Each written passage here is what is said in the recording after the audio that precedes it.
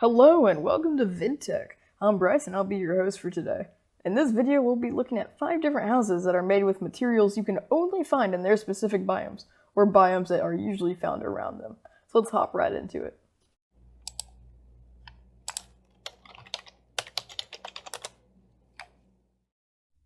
So today, as I said, we will be looking at 5 different biome-based house designs. Feel free to build any of these. The 5 biomes that we'll be looking at are the Plains Biome, which I build a Hobbit-style house in, Ice Spikes Biome, where I created a giant ice spike tower to live in, the Jungle Biome, of which I built a treehouse, the Badlands Biome, where I constructed a small hut to live in among the harsh, deserted biome, and then the Ocean, where I take a shipwreck and I turn it into a livable home. The first one that we will be looking at is the Plains Biome house. As you can see, I have built a Hobbit-style house. There's a small stairwell running underground into a large room consisting of a map and 2 side rooms. There's a glass window on the roof, which allows natural light to peer into the large main map room. The first side room consists of a treasure room, filled with the chests and crafting tables.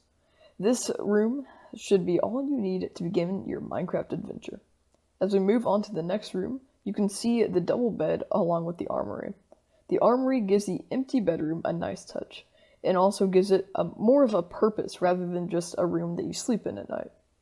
As we move away from this home and begin going on to our next one, you can first see the smaller hills that surround the main dome.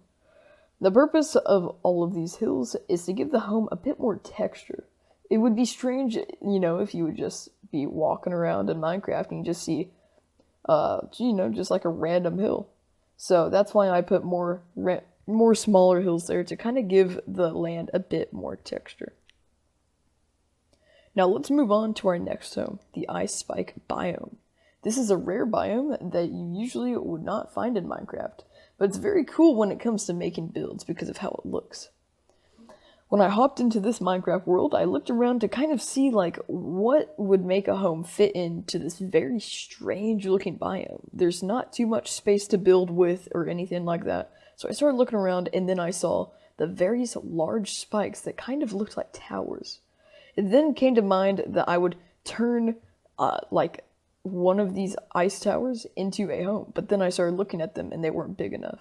So then I decided to create my own. As you see, it's kind of peppered with quartz, smooth quartz. I use smooth quartz for this. Now you can also use white concrete if you want to do that look, make it look probably a bit more, like snow. But yeah, I was going for a snow look there, just to kind of, because whenever you go and see the floating ice islands around Minecraft, you kind of see the snow, just on the side of it. So I decided to do something like that. And because snow would melt with a lot of lighting, I went ahead and went for quartz. So now the spiral staircase that's inside is also made of smooth quartz. And at the very bottom of the staircase, you do see a storage area where I put crafting table, an anvil, and whatever you would need. And then once you make your way to the top, you are met with a bed, furnaces, and more storage. A really cool thing that I feel like I did with this building is the windows. The outside part of the windows, like outside the tower, is ice actually. And the inside is just normal glass. Glass blocks, not glass panes. The ice is one of the few blocks that is transparent like stained glass, and it looks more natural whenever it's on the outside with this climate, rather than just some glass. The glass on the inside keeps it from melting because ice is one of the only types of ice in Minecraft that can melt. Packed ice and blue ice will not melt. That's why this entire build is made out of packed ice. Not only does it blend in with the rest of the spikes, it doesn't melt. I feel like another very interesting thing I did with this build was the cone-shaped roof. In order to make it look a lot more natural and make it fit in with the area, I went ahead and block for block copied. I used the /clone technique in Minecraft to copy one of the bigger spikes I found on the ground to literally paste it right on top of my tower, and then I built around it to make it look like it fit in. So this is all I've got to say about this build, so let's go ahead and move on to the next one, the Jungle Biome. I used a treehouse for this build, as you can see. But whenever I feel like I see a jungle biome and somebody wants to build a home in one, it's usually some sort of treehouse. But the only thing is, they usually fail at making it look natural. It usually just looks like a big old platform on a tree.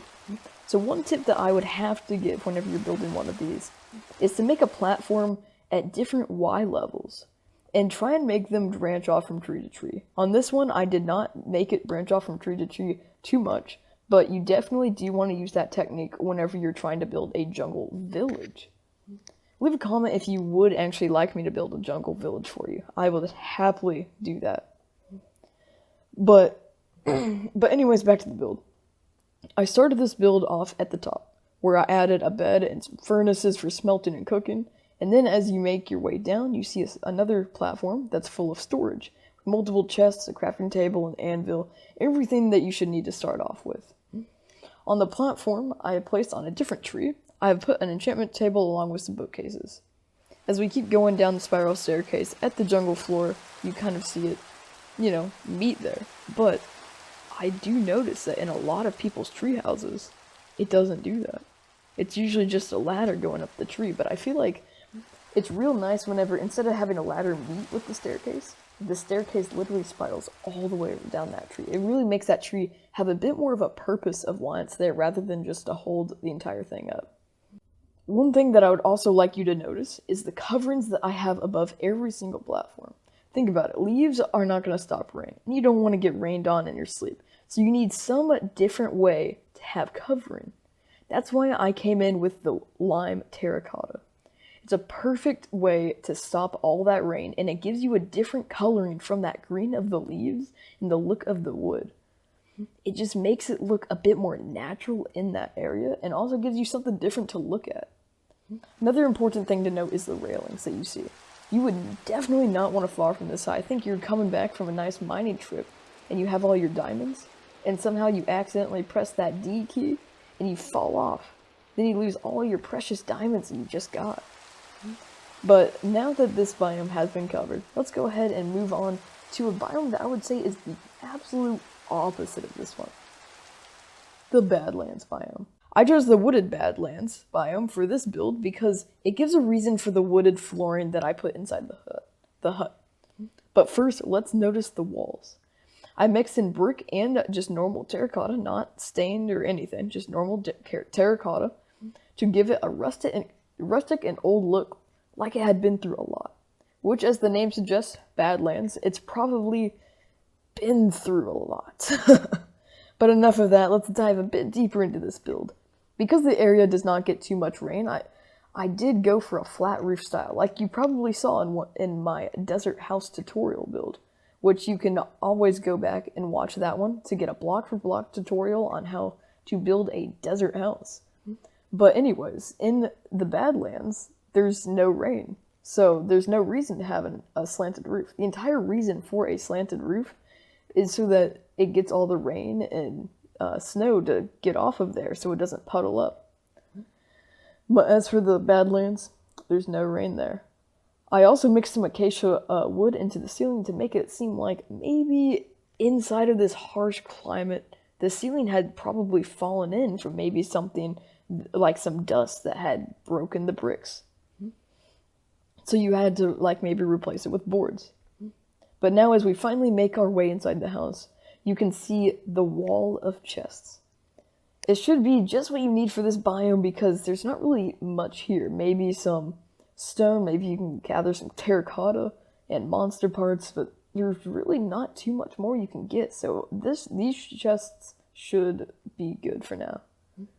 Now as we move away from that wall, you're met with a nice bed, some furnaces, even a shelf, and a crafting table. Because this house is so small, it's nice to use trapdoors, especially spruce trapdoors, to make it look like shelves in your house. I like to place a lantern and an item frame with an item inside of it on top of there. In this build, I did place a sword, an iron sword inside of it, and it gives the shelf a look like there's actually something there, like somebody's actually using it. Even though you may really not be using it, it still gives that idea to your brain. But anyways, I feel like that's enough covered on the Badlands biome. let's go ahead and move on to our fifth and final biome of the day, which is going to be the ocean biome. I had an idea that since these ships are sunken and abandoned, why not use them? They're like free homes. You don't have to build a single thing. It can be a great way for you to live, especially if you're not able to get materials right away, or maybe if you're not even that too good at building. Or if you just spawned in an ocean biome. All you need are some sponges and blocks to clog up the holes. Really not too hard if you do go ahead and spawn inside of a ocean biome. As you can see, I used sea lanterns to clog up the holes. It's a way for light to peer into the rooms of the ship. Speaking of rooms, our first room is the captain's quarter. I have lined this room with all the furnaces you'll ever need. You can even probably make these into some auto furnaces if you would like. With a bed in the middle of this room. Being in the ocean, you also may need these furnaces for warmth. Even though that's not a thing in Minecraft, it's still kind of nice to have the idea there. But now that we've covered this room, let's go ahead and move on to the hull of the ship. Below the deck, you can see a makeshift back room where I've placed bookshelves and an enchantment table. But once you leave that room, you see the storage area. All the storage should be perfect for all the iron and diamonds you get for the ruins scattered across the ocean floor. In the very front of the ship, you can see the crafting table and anvil. I think it's a nice spot to have them. They're sectioned off, but they're not really in their own rooms. And again, just so you know, all the light is coming from sea lanterns, which I've used to clog up the cannon holes. So that's it for the 5 Biome Specific houses. I hope you enjoyed this video, and please do leave a like if you did. And if there's any other biomes that you would like me to cover, maybe in a future video, please do leave a comment with those biomes in it. And don't forget, if you're new here, please do drop a sub. It really does mean a lot since we are just starting out. And turn on those notifications if you'd like to get some notifications whenever, maybe if we ever do some live streams, or and every single time we open or upload a new video. But anyways, for now, this is Bryce signing off. See you guys later. Thank you.